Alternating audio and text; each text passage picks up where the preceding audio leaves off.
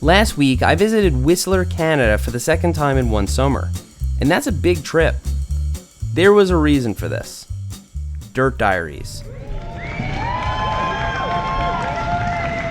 Dirt Diaries is a short film contest that has been going on for the last 7 years at Crankworks. Each film must be 6 minutes or less, include Whistler and an athlete. In July, I made my first trip to Whistler for filming, and again in August to watch my film premiere on the big screen at Olympic Plaza. All the films at Dirt Diaries featured breathtaking cinematography, amazing production quality, and cutting-edge riding, not to mention top-notch storytelling. Mine somehow got third place. All right. Having that film screened in front of a live audience, hearing the reactions in real time, and getting to compete against legitimate, talented filmmakers was an unforgettable experience. Should I get invited to compete next summer, another double Whistler trip will be in order.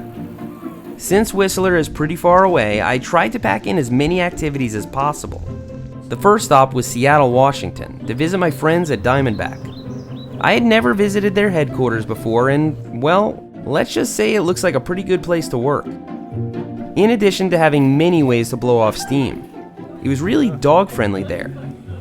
I counted about 7 pups just that day, and they all looked pretty stoked to be there. Well, most of them anyway.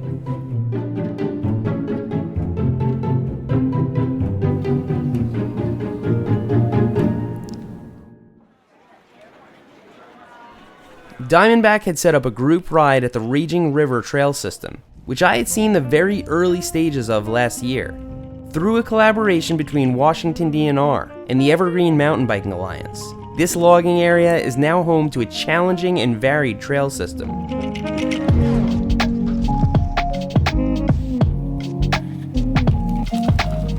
It was insane to see all this stuff get built in just 1 year.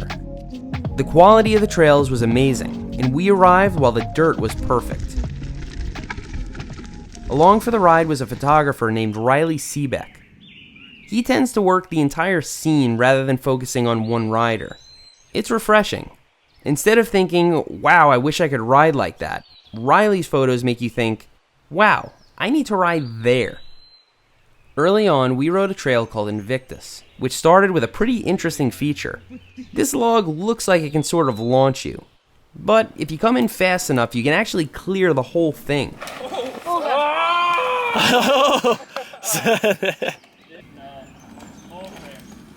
Oh, clean.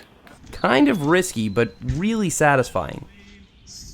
It took the better part of the day to see half of what Regen River had to offer, and it makes me really happy for the people of North Bend. Yeah! I hope to see more and more of this everywhere. Woo! Oh! Between the amazing trails, the great company, and all the scenery, I'd have been content staying in Washington all week, but I had to be at Whistler the following day.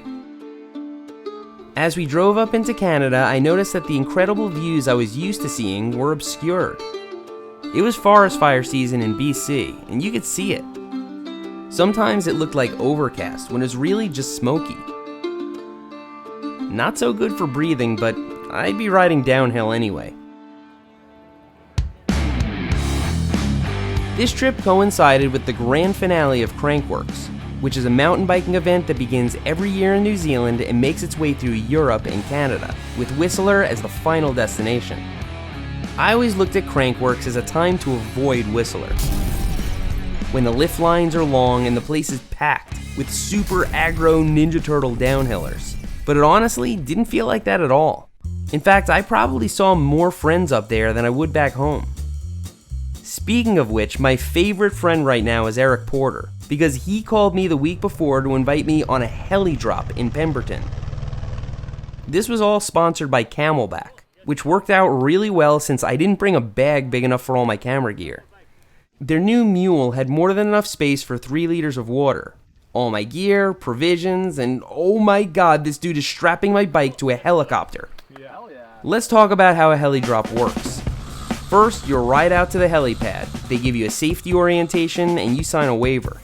Then they strap your bike to a helicopter, which you then get into. This wonder of engineering takes off and everyone whips out their phones. If you want to talk, the headsets are there to help you communicate. Looks like a toothbrush. Loud and clear.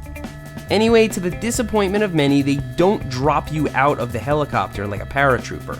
No, they land it right on top of the mountain. Hopefully you were listening during the safety orientation, because the next part involves getting out while the blades are still spinning. Stay low. Next, an assigned passenger removes the bikes. Everyone gives the thumbs up, and the chopper takes off with a really strong blast of wind, leaving you and your bike on top of the mountain.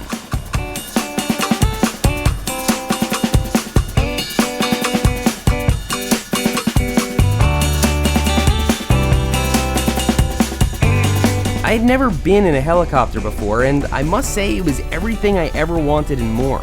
It was so much more visceral than a passenger plane. I mean, you have these headsets on, there's no lock on the door, and your bike is just sitting out there on the landing skid.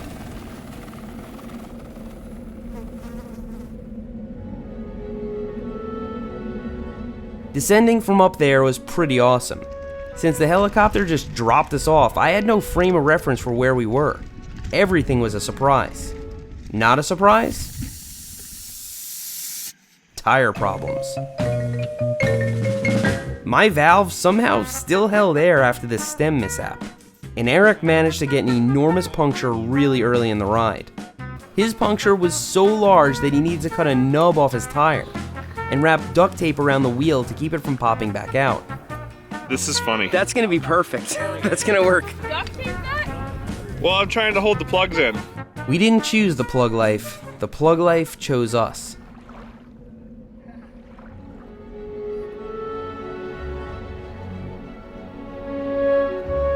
Eric lives for Alpine single track, and I can't blame him.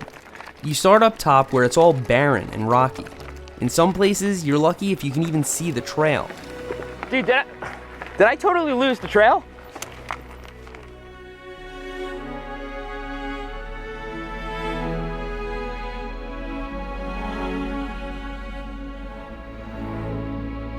Eventually, you make your way to Alpine Meadows, Glacial Lakes,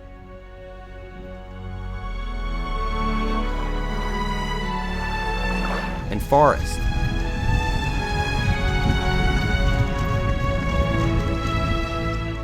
Further down the mountain, the smoke returned, strangely and poetically, in an area that had burned years before. It was kind of surreal. Without tree cover, that area had become overgrown with brush, which made it challenging to navigate.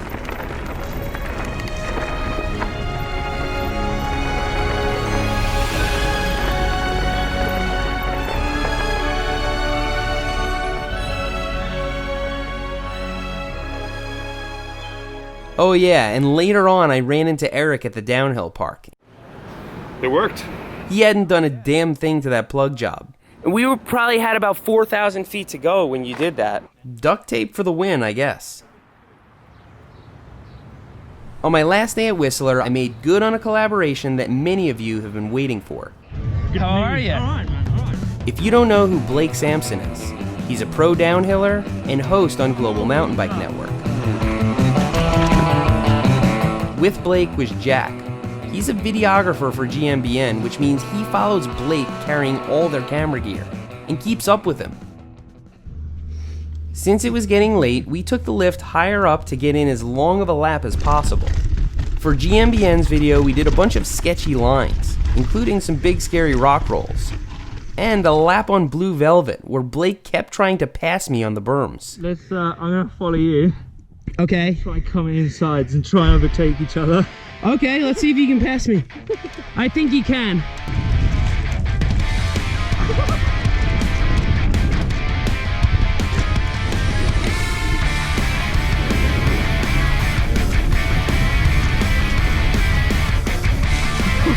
That's how you're gonna do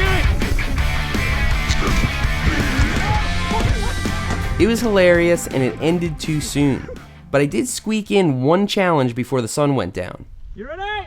The last time I was at Whistler, I did this trail, Dwayne Johnson. But on the second bit, I took the easier side of the rock drop. There's actually an alternate, much scarier line that I had never tried. Just follow the line, follow me, pick up a bit, not too much. After following Blake for a bit, I felt confident enough to let him tow me in. Let's do it.